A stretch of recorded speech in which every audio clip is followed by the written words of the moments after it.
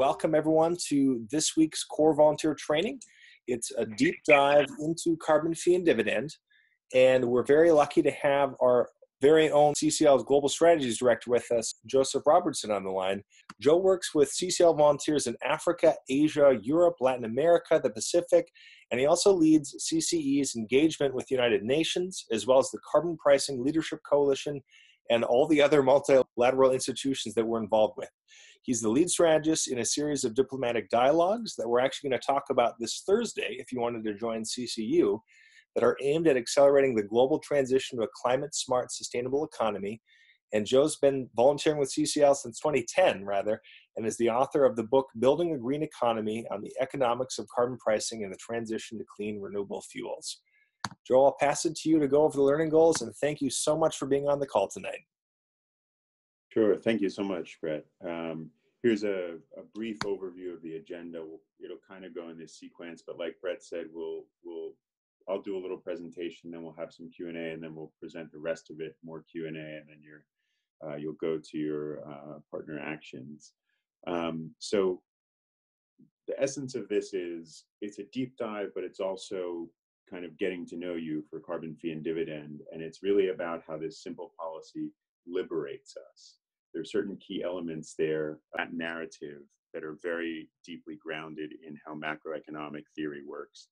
And we have evidence to support this analysis.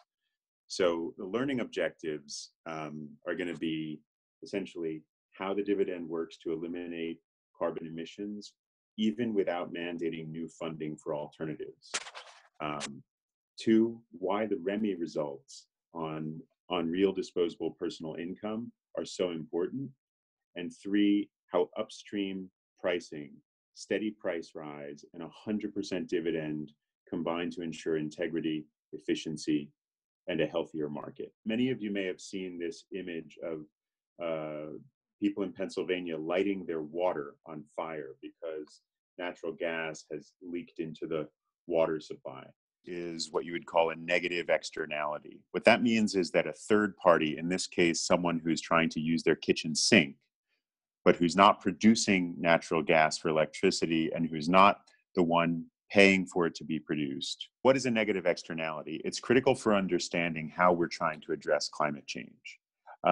It's a cost suffered by a third party. So if someone is paying someone to produce something and someone is producing something and someone outside of that negotiation is suffering harm, that's a negative externality. That's what a macroeconomic policy is meant to correct. Here's another negative externality. Some of you may remember this image. This is from NASA's GOES system. It's a historic image because it shows 3 major hurricanes making landfall at the same time. In the center, you have Irma. To the right, you have Jose, and to the left, near the Yucatan Peninsula, making landfall in Mexico, is Katia. Those 3 hurricanes were it was the first time 3 major hurricanes made landfall at the same time in recorded history. And of course, you probably all are aware of Harvey that hit Houston before these 3, and Maria that swept through the Virgin Islands and Puerto Rico after these 3. 4 of those 5 storms are among the most intense tropical cyclones ever recorded. And the reason they're that intense is a negative externality from burning carbon fuels.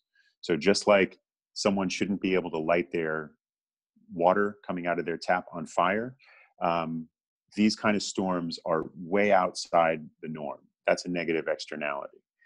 Now, negative externalities can build up over time. And so any of these, no matter how small, no matter how limited, no matter how local, is what you would call a market failure. But market failures can also be massive. And so we can talk about a lot of these as individual examples of market failure, but climate change overall is a market failure. The way that we produce, price, distribute, and consume energy is not distributing goods and services efficiently. It's creating a lot of extra cost and harm.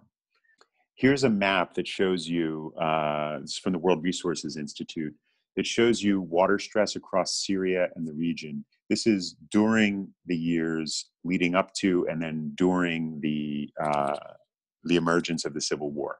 And look at where the red areas on the map are in Syria. Those are the most water stressed areas. Okay, so what that means is that the amount of water scarcity in those areas is extreme compared to the norm. It doesn't mean that they are traditionally the driest areas. It means they're suffering the worst losses. And now look at this satellite image. Those red areas correspond to the green areas of the map where Syria grows food.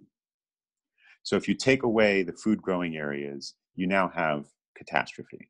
That market failure turns into a total system failure. The agricultural economy collapses, everybody migrates, the urban economy collapses, the financial economy collapses, and you can go back now and documents have been released that show Syrian government officials saying, we can't handle this. This is going to be a nightmare.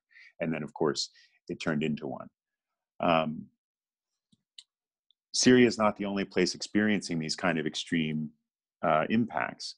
This is just a short list. Nepal, which is what you're looking at here, these are actually CCL volunteers that were helping the Red Cross after the earthquake a few years ago. Glacial melt is making landslides more dangerous, more common. Pakistan, region-wide flash flooding and drought. Millions of people dislocated by individual floods. Nigeria, Yemen, St. Vincent and the Grenadines saw 15% of its GDP washed away in 3 hours of rain on Christmas Eve 2013. Louisiana is famously losing 1 football field of land per hour. Even people who might categorize themselves as climate skeptics tend to know that statistic. Siberia's permafrost melting and releasing methane and anthrax. These are extreme results. And even as we're speaking right now, the city of Cape Town, South Africa, is on track within the next 2 to 3 months to become the first major city in the world to completely run out of safe drinking water. These are negative externalities. Now, before we get into the sort of more climate-focused policy discussion, this is the Sustainable Development Goals. This is an international agreement that was adopted by the UN General Assembly, 193 countries, 3 months before the Paris Agreement on climate was adopted. And you see that goal 13 is climate action, but actually all of these goals relate to climate. Climate is affected by or will affect every single one of these goals. And the World Resources Institute, whose map you were looking at earlier, found that of the 169 goals of the targets, measurable targets for these 17 goals, 147 are climate related. So almost everything is climate related. It's important to keep that in mind when we're thinking about what is the negative externality we are correcting when we try to institute a climate policy. Now, it's nothing new that climate change has these pervasive impacts. In 1992, at the Rio Earth Summit, the world adopted the UN Framework Convention on Climate Change, and that global treaty has as its core mandate to avoid dangerous anthropogenic interference with the climate system. You see there speaking the first President Bush, who said after signing and pushing for ratification of this agreement at home, that all the industrialized nations should immediately adopt bold climate strategies. He understood there was an actual security component to all of this. And what's interesting, which we tend not to talk about a lot in the US, but under our Constitution, under Article 6, a ratified treaty is the supreme law of the land. So it is constitutional law in the United States that whether anyone fulfills their obligations under that convention, we must end climate change. So think about that. The real conservative outlook on the legalities of climate action under US constitutional law is we've made an agreement to work with the international community. Some countries, the way their laws work, may not be totally bound to that agreement, but we are. And so since the mandate is to end climate change, we either do it alone or we do it with help.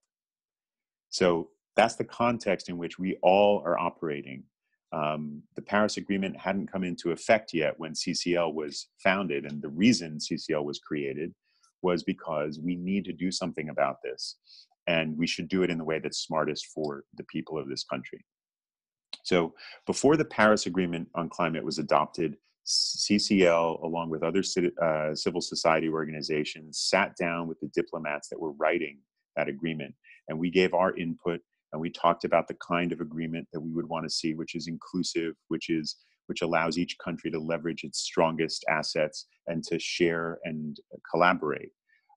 What we got out of the Paris Agreement process is a global agreement, 196 parties, that's 195 countries plus the European Union, includes the United States, agreed that we will implement that 1992 convention by working together and making individual national commitments. Let's say that we go forward with the Paris Agreement. Our commitment in that venue is our commitment. Let's say we don't go forward with the Paris Agreement. Well, regardless of what everyone else does, we have committed as a nation, and we have made it part of our constitutional body of law that we will end climate change. So one way or another, we need the right solution. Now, this was before the Paris Agreement took place, but it was when the United States Congress was looking at climate legislation.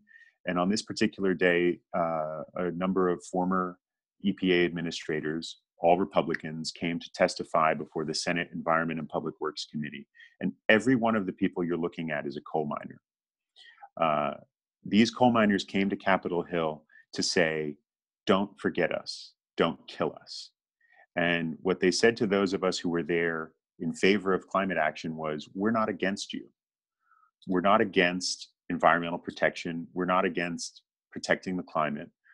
But we understand that we make our living doing something that isn't going to work out if you succeed. And so what our hope is that someone on Capitol Hill will have a plan that works for us. And what they told us was they didn't trust anyone. They didn't believe the promises of people who say they're protecting coal jobs. What they said was, don't forget us. Please do something that will be helpful to us. So of course, this is why CCL goes to Capitol Hill, is to bring the voices of people to Congress. And our fee and dividend plan is designed to meet all of these challenges that I've just talked about. The negative externalities of the way we get energy, the massive market failure that is climate change, the escalating global impacts, the risk of conflict, the local economic distress that people can feel in the transition. The fee and dividend plan that we support is designed to do all those things. So first of all, of course, for those of you who know it well, I'm repeating. For those of you who are new to it, I'll just go through it quickly.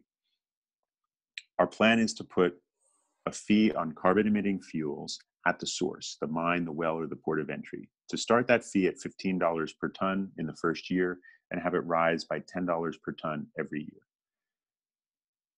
The dividend, 100% of the dividend, which means 100% of all the revenues that are taken in from this fee, go straight back to households every month.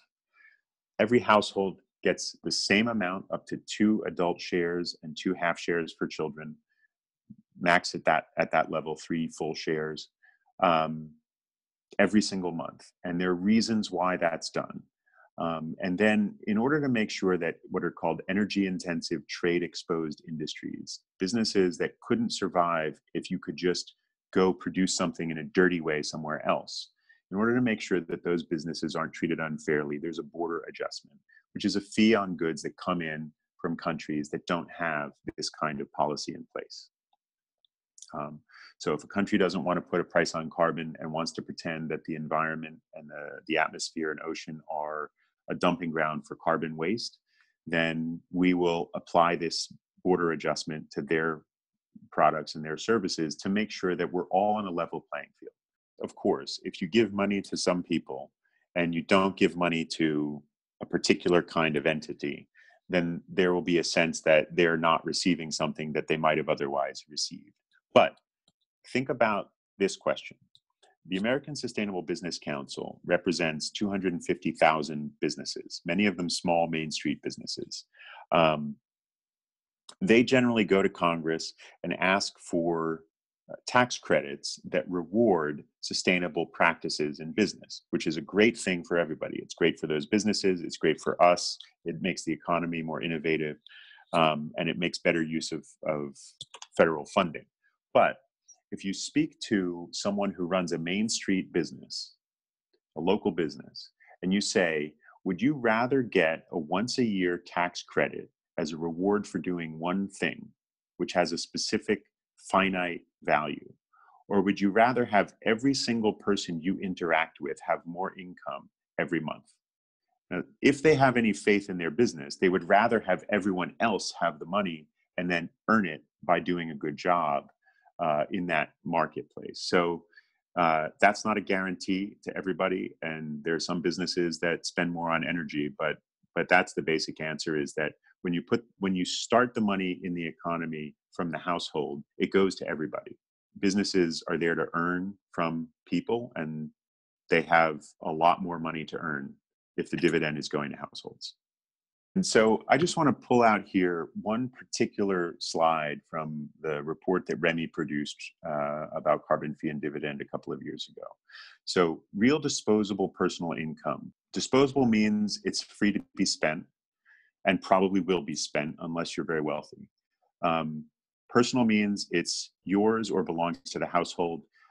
It's not sort of generalized in the community. And real means if you adjust for inflation, it's still increasing.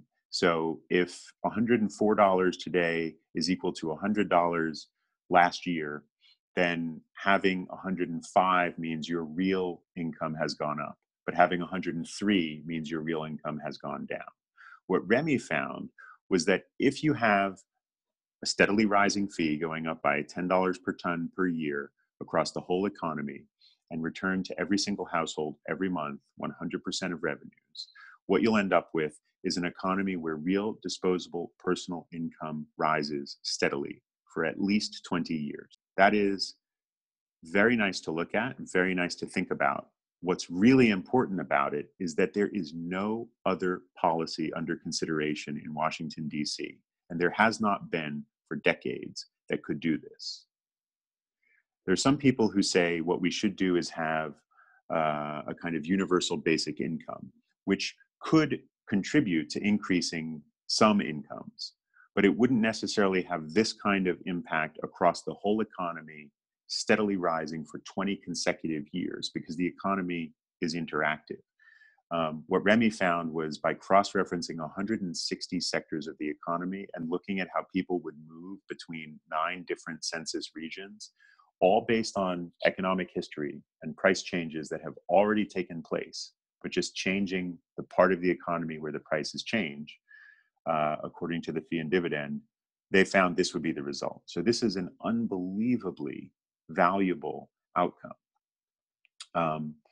It fixes a lot of other problems. And if you think back to that Sustainable Development Goals slide, which every country, including the United States, is supposed to be aiming for all of those goals, a lot of them require real disposable personal income to rise.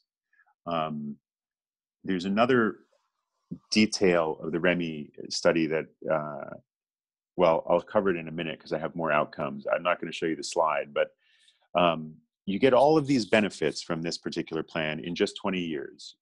52% reduction in US CO2 emissions, at least 227,000 premature deaths that we know could be prevented, an increase in real disposable personal income, increase in the labor share of income. That's the other thing that is very difficult to change with policy. Over the last few decades, and especially the last 15 years, what we've seen is capital share of income growing rapidly and labor share of income shrinking. To increase the labor share of income by doing something that actually benefits everybody in the economy and allows for businesses to go out in an entrepreneurial way and earn more is a very big policy challenge. And Remy found that this plan would do it. So think about that. Labor share of income means more people get rewarded for working. You combine those numbers, the real disposable personal income and the labor share of income numbers, what that means is we're making the Main Street economy more efficient at returning wealth to real people. Not just to companies and institutions and investors, but to the people who do the work. And we don't need to establish any kind of socialist policy scheme to make that happen. It's not a reallocation of wealth. It's just by making sure that we are not being bled by companies that impose unfair costs on us, it makes the whole economy hum, and in a more energetic way. So based on those kind of findings from the REMI study, in our international work, we found it was necessary to talk about the virtues of fee and dividend in a way that anybody could embrace. People who like cap and trade, people who want intense regulations, people who favor renewable portfolio standards and investment in solar.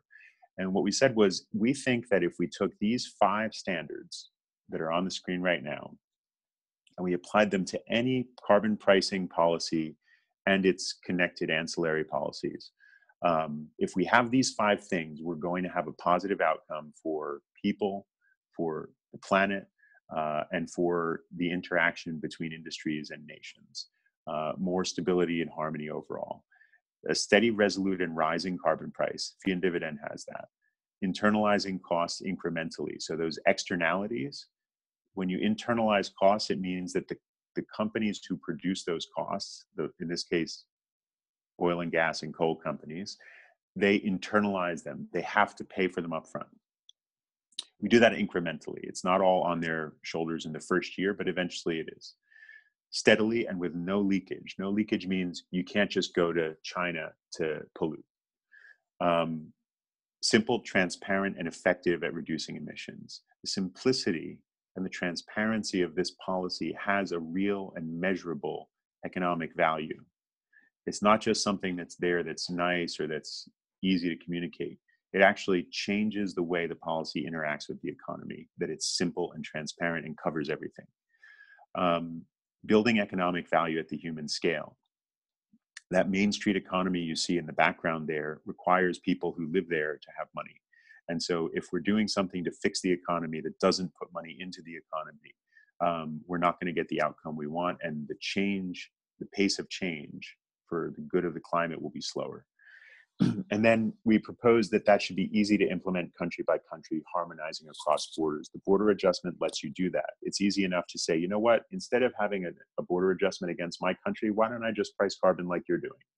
And then we'll make other deals based on that. What we found was that around the world, all kinds of carbon pricing advocates believe that their policy preference can do those things or should do those things.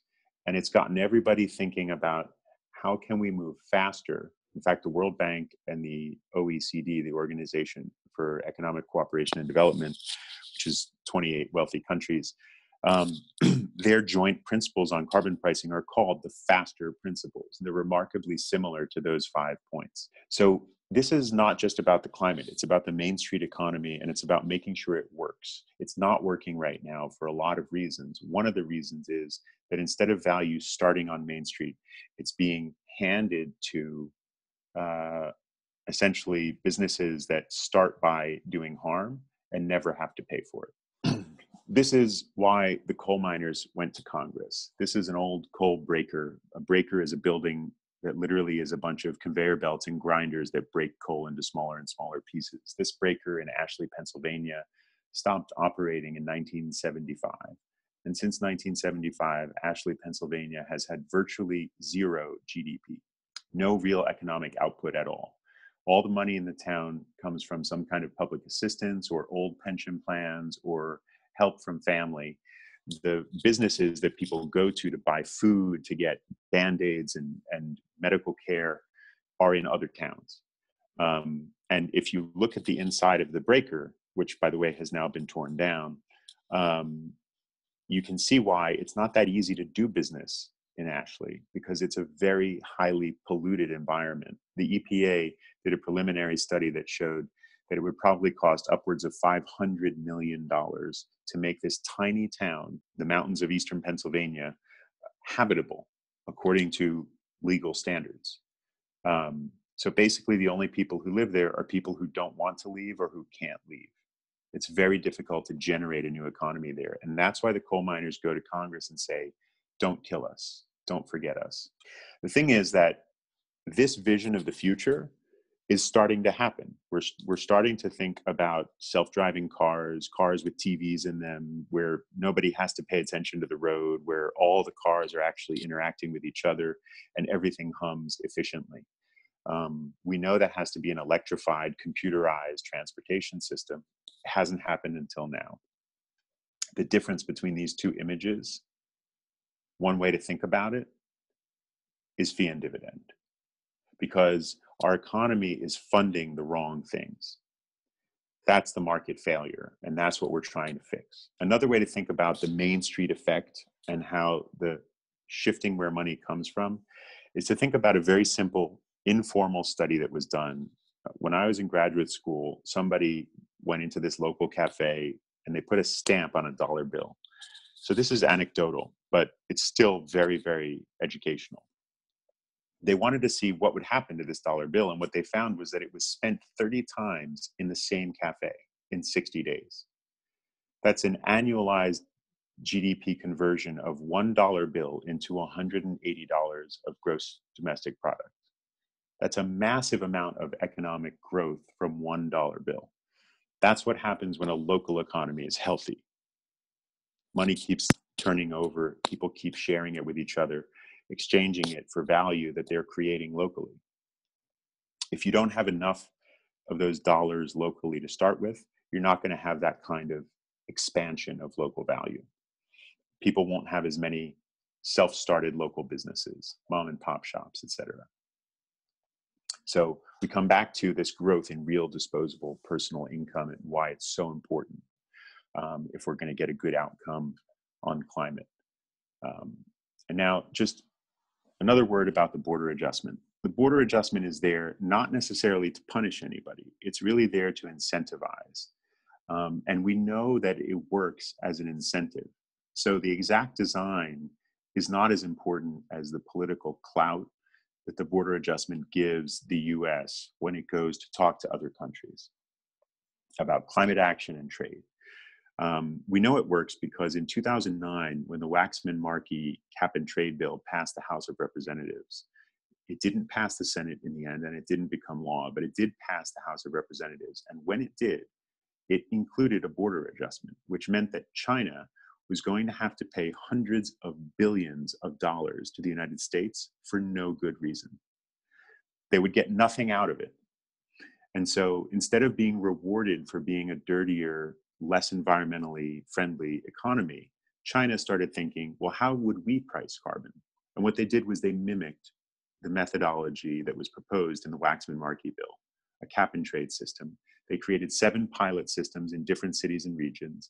And now, 9 years later, they've launched a national carbon market based on that legislation.